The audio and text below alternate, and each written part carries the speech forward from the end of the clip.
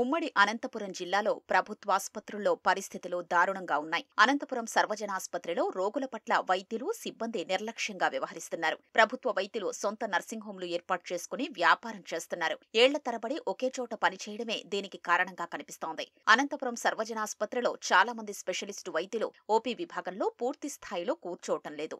సిబ్బంది సైతం రోగుల్ని జలగల్లా పీడిస్తూ డబ్బు ఇవ్వందే పలకని పరిస్థితి నెలకొంది.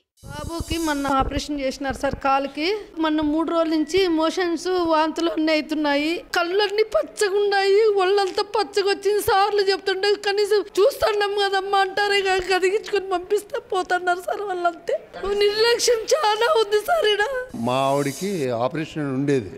ఆమెకి వైట్ శారీ కట్టుకోమని చెప్పినారు. అది వాష్ చేయలేదు. ఆపరేషన్ జరిగింది. మేము వాష్ చేసి ఇవ్వాలంట. వాళ్ళకి అమౌంట్ పే చేస్తే మాత్రం పనులు జరుగుతాయి. ఇక్కడ దారం లేదంట, లోషన్ లేదంట.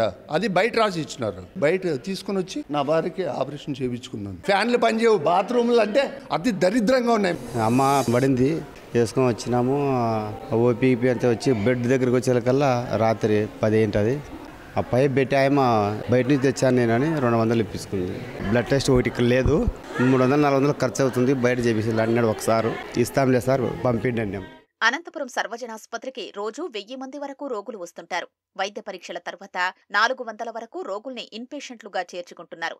ఏ వార్డులో చూసినా కనీస సౌకర్యాలు లేవు. సాయంత్రం 6 దాటితే నర్సులు వార్డుల్లో కనిపించరు. ఉదయం వైద్యులు రౌండ్లకొచ్చి వెళ్లారంటే ఆ తర్వాత కనిపించరు.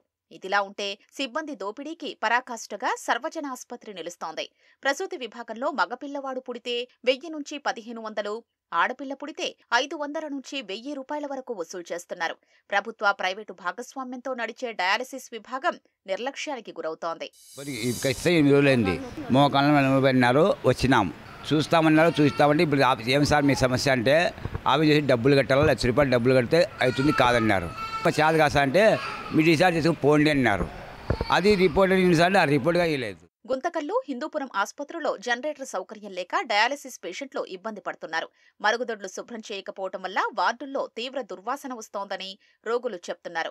రాయదుర్గం ఆసుపత్రిలో జనరేటర్ కాలిపోవడంతో కరెంటు పోయినప్పుడు టార్చ్ లైట్ల వెలుగుల్లో రోగులకు వైద్యులు చికిత్స అందించారు.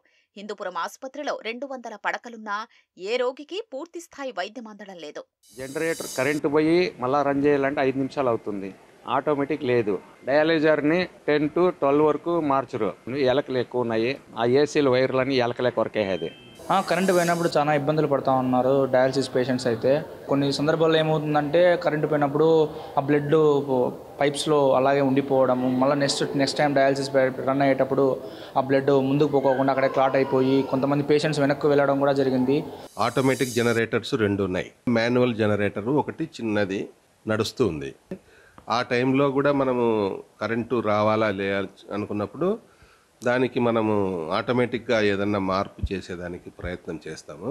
కింద వార్డులో మెడికల్ వార్డు, తర్వాత మెడికల్ సర్జికల్ వార్డులలో యూపీఎస్లు 2 పైన కింద మేము పెట్టడానికి మేము మళ్ళీ హెచ్డిఎస్ ద్వారా ఒక రెజల్యూషన్ తీసుకొని అవి ఏర్పాటు చేయడానికి మేము సుముఖంగా ఉన్నాము.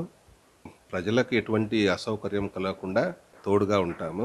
ఏది సమస్య రాకుండా చూస్తామని ఈ విధంగా ప్రజలకు మేము మనవి చేస్తూ ఉన్నాం. ఉమ్మడి అనంతపురం జిల్లాలోని ఏ ప్రభుత్వ వైద్యశాలకు వెళ్లినా అసౌకర్యాలు, చేయి తడపందే పలకని సిబ్బంది తీరుతో రోగులు, వారి బంధువులు తీవ్ర ఇబ్బంది పడుతున్నారు. ఈ పరిస్థితిని మార్చాలని రోగులు కోరుతున్నారు.